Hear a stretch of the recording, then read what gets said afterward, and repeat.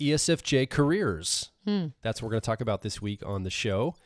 If you're an ESFJ listening, you probably know that personality type might unlock some career understanding for you. There might be some information here and some guidance on a career path based on how your personality is wired as an ESFJ.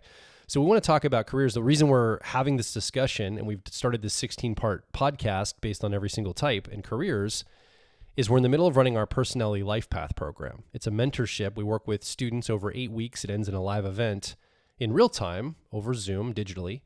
Every week, we look at one of the Jungian cognitive functions. There's 8 of them, 4 learning functions, 4 decision-making functions. Each week, we take one. We assign students exercises to go test out the archetypical energy. It sounds really woo, but it's really cool. That's represented by this function in their lives. They report the learning back, and then their relationship, this function, be worked on. And we're looking to find the life path for people moving forward. So once you understand how you're wired in your personality, ESFJ, let's say, well, what's next? Where are you headed? What are you going to do with that information? How do you become the best version of yourself? Which relationships, which life, which career path should you be on? A lot of people in this program are in the middle of transitions, and many people, relationship, lifestyle, but many people are reporting career transition moments where they're saying, I've been on one career, I want to change the trajectory. Or I'm just out of university, I want to start on the first career of my life, and I want to make sure I make wise choices that are going to be custom tailored for how I'm wired in my personality. So today we want to talk about careers and want to look at them in a particular way, a framework that we're calling, well, it's called subtypes. Antonia, let's introduce that concept and we can go deeper. So, I don't know how many podcast episodes ago it was, but we interviewed our good friend and colleague, Dr. Dario Nardi, who introduced this concept of subtypes that he had been working on based on the results of the EEG scans he's done with people who know their personality type, get scanned, and then observe how their mind is wired, not just based on their type, but other considerations as well. And he noticed that there were 4 distinct patterns showing up over and over again across all 16 personality types. And so he realized that there are not just the 16 types, but there's also, he's calling them subtypes. I think he's calling them that reluctantly.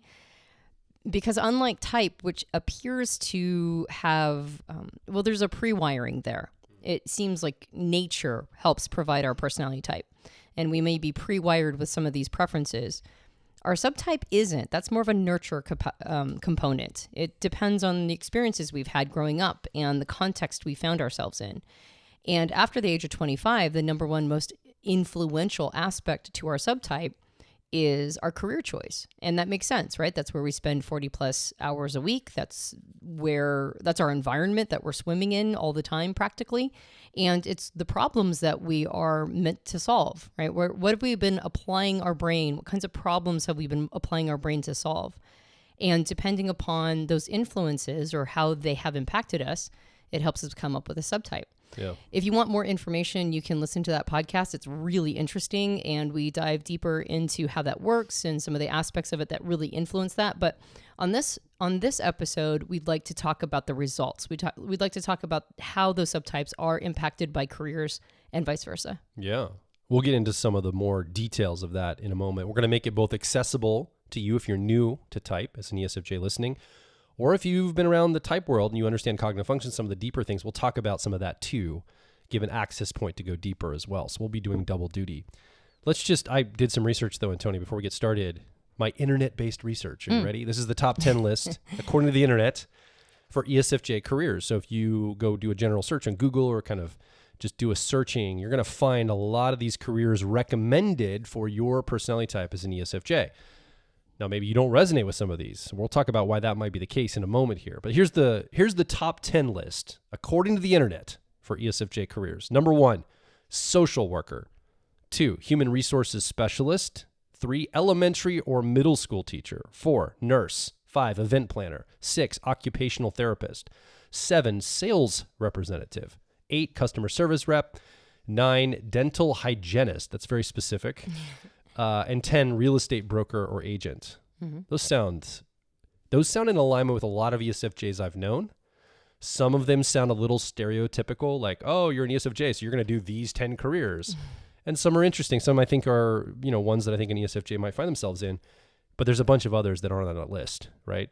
Yeah, and certain subtypes would be more attracted to some of those, and other subtypes wouldn't like them at all. So I think it's not just a matter of I think it's a solid list, but what kind of ESFJ would be attracted to which of those on the list is the question. So there's 4 expressions of the ESFJ personality. These are flavors. These are almost like the way you show up as an ESFJ. So we're coming from the framework that you as an ESFJ have a mental wiring of making decisions using harmony, extroverted feeling. This is how you go through the world. You want to get the needs met around you, find the social glue that binds people together, make sure the social scene is harmonious. You want to make sure there's harmony in the environment and often getting people's needs met, doing the call it emotional labor in between the things that are happening. A lot of ESFJs find themselves here serving, guiding, making decisions in this space. Pairing that decision-making function as an ESFJ, that's your driver or dominant cognitive function, the way you go through the world. You learn information or input, perceive your world with an introverted process, technically called introverted sensing. We've nicknamed it memory. This is about how the past has shaped you. Knowing that everybody has come from somewhere and the experiences we've had over time have shaped us as humans.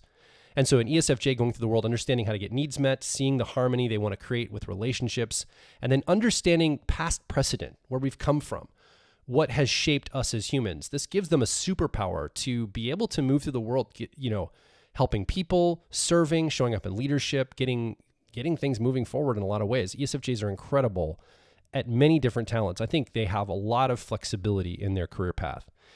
There's 4 subtypes now, expressions of that ESFJ personality, though. We call it the dominant, creative, normalizing, and harmonizing ESFJ subtypes. Let's talk about each one of these, both in the broad brush, kind of what it looks like, what careers they might choose if you're identifying with one of these. And we'll just make a quick mention also in some technical things. We talk about those cognitive functions for the type geeks listening as well. So the other thing is this also is associated with Dr. Helen Fisher's work with neurotransmitters and some of the hormones. So we'll be kind of using those interchangeably a little bit, but basically we'll talk about neurotransmitters and how they're associated. There's chemicals in your brain that each of these subtypes are also associated with. Mm-hmm. We'll dip into that just a little bit. Right.